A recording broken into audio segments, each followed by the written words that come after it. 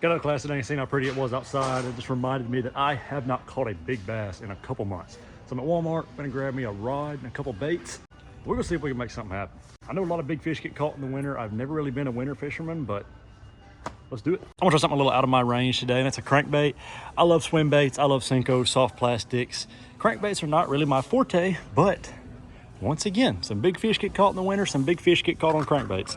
I got a couple grass carp ponds I want to hit today, so there's no grass on the bottom, it's just dirt. And I feel like taking these, and I feel like if I take a squarebill crankbait, like this little KVD one, but a little bit bigger size, I can just dig it through the mud, fish around the pond, and ultimately run it across one of them big fish head. Bro, this thing might be a turd, but it says it's like $1.50. I thought it was a squarebill, never mind. I need a squarebill. I think I'm gonna get a little nicer when I get this KVD crawdad.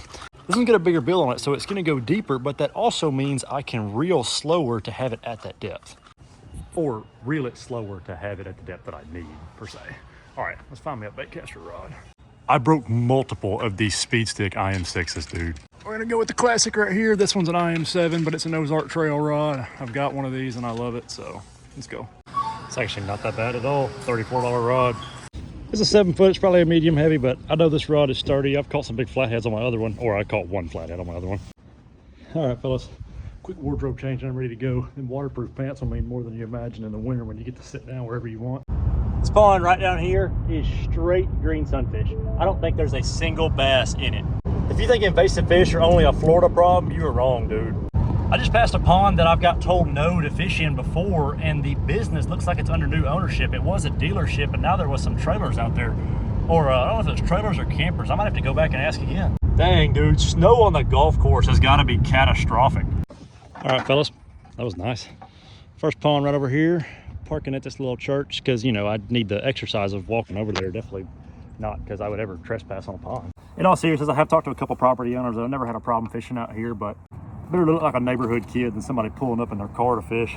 All right, fellas, I'm ready. That is a good looking crankbait and setup. I'm coming out here with just this crankbait to make myself use it.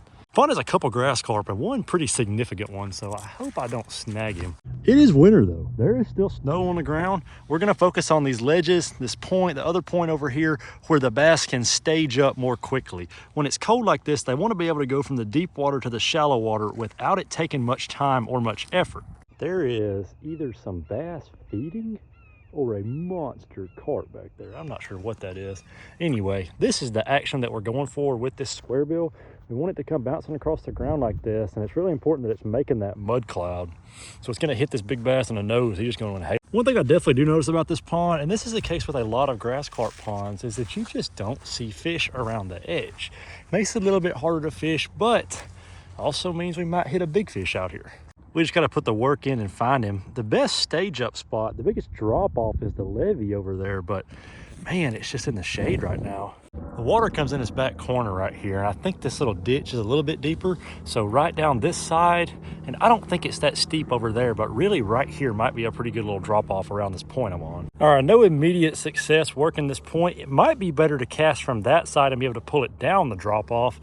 Honestly though, this side over here looks like it's gonna be the sun baking side right now. So the move might be that. Also need to find the grass carp because I figure they're gonna be in the warmest spot. So that might be a good little ticket for me. This little bit of gravel right here is a really important thing to remember because there's really nothing else in this pond that's not just clay. So in the spring, you could probably find the biggest fish in the pond bedded up on that. This right here is a very interesting feature too. You got this drain pipe right here coming in right through that, and it's going under the road. So on a bright sunny day, that water could legitimately be warmer. That's probably why I usually see smaller bass sitting right up around here, but I don't today. So that makes me think they're staged up somewhere a little deeper. I'm just trying to find them. Dude, this other pond still has ice on it. If I can catch a big fish today, like, I'm something special. As cold as I am standing over here in the shade, there's no way there's a fish that wants to eat. I'm gonna try this bank down through here with the sun, and we should probably be able to spot one of them carp.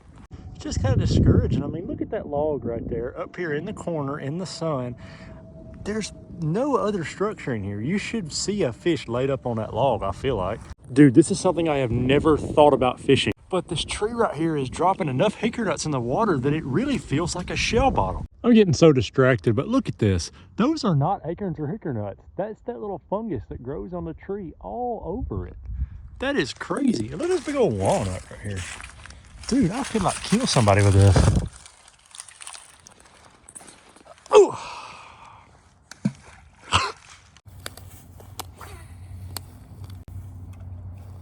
The way I'm fishing this square bill is I throw it out there, crank it pretty hard to get it on the bottom, and then once it gets on the bottom, I want to keep it there. So I want it just tap, tap, tap, tap. Right now, like it just got tangled. It just got a leaf or something on it, so I'm gonna let it float up. I'm gonna hit it, get the leaf off, feel it walking again, and then keep it on the bottom. So I'm gonna throw it, probably about 5 to 7 foot of water, crank it down. Then when it hits the bottom, I want to keep that slow roll going. Got to make sure you don't set the hook when it stops, because you'll sink it into a stick like that. Not having a whole lot of luck right now. I'm not writing off the fact that these fish are just holed up on the bottom. I mean, it snowed, it's been cold, so this is very similar to fishing when it's 100 degrees, and fishing out in the hot summer. I've caught fish really in the middle of nowhere, just laying on the bottom. So, I mean, not really sure what my next plan is. Could go around and ask for some more permissions, or I could switch to a finesse bait and try this a little bit more. I think I'm gonna make me a little Ned Rig and seriously try to figure out where some fish are. Just fish it super slow off these points. There's 2 different sets of 4-lure tracks, so it looks like I'm not the only one fishing. I miss summertime and fishing at night. I don't have to do all this extra thinking. I just know they bite when the moon comes out. They bite harder the more moon there is. If y'all don't know about the old Ned Rig, it's a super simple concept. It's just this jig head with a flat top. Makes the bait stand upright. You can walk it along the bottom. This is the best search bait. If you are in a lake that you've never fished and you want to know where some fish are, you throw that Ned Rig on. The crazy thing about the Ned Rig is you can catch a bunch of small fish and have fun with it, but then you'll get caught off guard by a 5-pounder. Like, big fish will munch this, and 10 inchers. I've got to hurry up and make this happen though. It's definitely got colder since I've been here and the sun's going down. We're not gonna be able to fish till dark like we are in the summertime. Concept here is just as simple. Little jigs, you hop it up off the bottom and let it sit for a second, feel it, see if fish has got a hold of it, and jig it again. I have not seen any of these grass carp, so that's also pretty discouraging. That makes me think they're just laid up on the bottom like the bass. An important thing to improve your Ned Rig percentage is not letting your jig happen while a fish has it in his mouth. So when I pull up, I want to pull up and feel it before I jig it. All right, it's freezing cold. I gotta go. I'm trying to think of where I can hit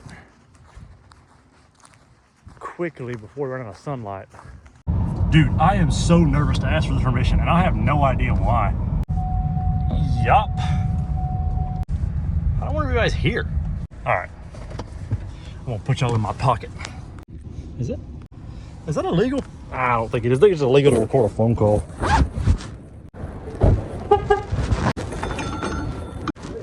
Hey, I had a question. What y'all think about fishing back there? Well, I wish I could tell you it's fine, but it's not. I bet you're probably the 20th person that's been by here and asked us that. Our insurance company don't want us to do it. And, yeah. No, I get it, dude. You know what? That's sad, but 30 years ago, you'd ask me that. I said, hell, rig pulling out there. Yeah. See what you can get, but you can't do that today. No, people, I get it.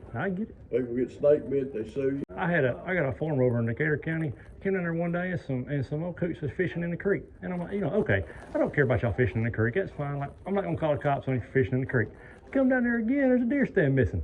Like, you extend it to somebody and then they screw you over.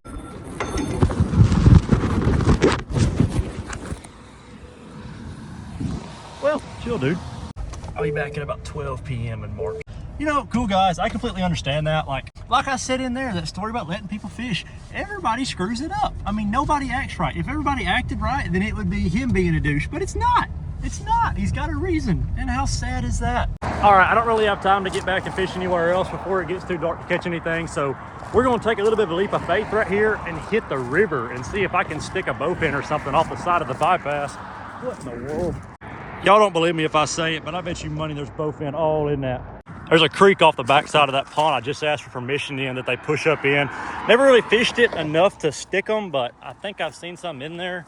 That's one of my favorite fish, and I'm really trying to figure them out. I was fishing a real small river one day, some guys I knew with a farm, and there was, I'm pretty sure, bowfin in their irrigation channels, like out in the field. In all reality, I doubt that there would be bowfin up in that shallow stuff right now, but they might. The bowfin in a lake like to get out deeper when it gets this cold, but I don't really know that it ever gets cold enough in Tennessee for them to stage out deep like they do up north.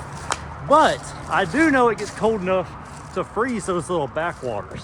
At the same time though, if they find a way to get up out the current and they're hanging out, I don't think they would see a problem with it. Now, they might get killed if it freezes, but probably not, to be honest. This river is flowing the opposite direction I thought it was. Check out all the raccoon tracks. Wait a minute, that's a cat right there. I think, fun fact on tracks, a cat can retract his claws, a dog can't. So if we're looking at a raccoon right here, that might just be his back feet. I don't think so. I think that's a cat, like a bobcat. I'm definitely gonna lose my bait in like 3 seconds, but that eddy right there has got to have some fish in it. This low-key might be the place to catch a big gar if there's any in here. Oh shoot, I didn't even see this guy fishing. This definitely is a place to catch a gar then. I bet you money that's what he's doing, fishing right there on that eddy. Dude, this is a crazy spot. Right there's an eddy where the water's going backwards or it's circling. Right here, the water is literally going back upstream. I mean, you would think there would be fish all in this, and there might be. You might just need to have a jig or something a little heavier. I bet in the summer, this would be every cast, crappie or bass or something. Oh, dadgummit, I got home. I'm gonna ease my way up through here under the bridge. If we don't catch anything, I think I might call it for the day. Man, I was kind of mad that I left my white shoes on, but if I had boots on right now, I'd probably be dead. Right here's the difference, talking about tracks. So this is probably a coyote. See, he can't pull his claws in, so his track's always gonna look like that. Right here's some more animal sign of some kind. I don't really see any tracks in it. I don't know how freshly it's been used, but something's been sliding down under this rock to the water. Oh my goodness, bro, check that out. That is kind of crazy. What like growth makes that happen? I don't know how high this river usually is, but it's really not that high right now. I guess this might be high for it, but there's another meter back here for if the water gets out. So I don't really know. I'm gonna take a leak right here and chill on my little rebar recliner. I think I'm gonna be done for the day. It's cold. That obviously wasn't a fish catching day, but that was a realistic fishing trip, especially a realistic winter trip with there literally being snow still on the ground. If you watched to this point without me catching a fish, you a real one. I love you.